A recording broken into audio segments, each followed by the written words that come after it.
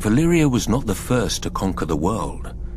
In the dawn of days, the city of Ghis opened its gates and poured forth its legions across the continent of Essos.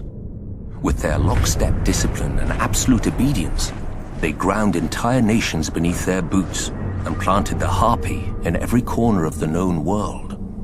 What they didn't destroy, they chained. Slavery is as old as man, but until the Giscari, it was never an art. The slave lords grew rich and fat as pyramids were raised around them, pleasure houses were filled, and fighting pits were opened.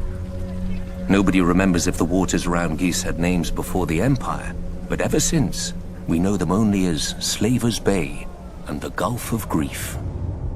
Of Ghis, however, nothing remains but ruins, where end all great civilizations.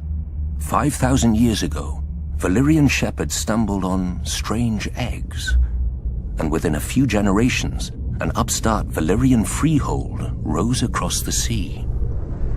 5 times did the Giscari contend with Valyria, and 5 times did they go down in defeat. For the freehold had dragons, and the Empire had none.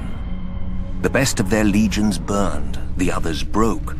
The brick walls of Ghis were pulled down, the streets and buildings turned to ash, and the very fields sown with salt, sulfur, and skulls. Yet the Empire was not wholly destroyed.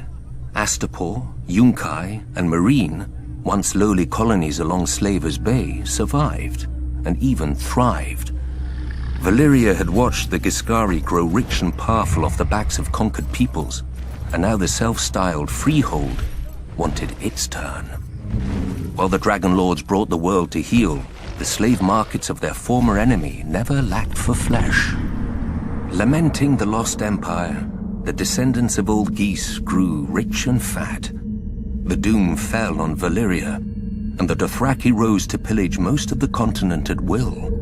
But gold-laden Astapor, Yunkai, and Meereen continue as they have for thousands of years, untouched.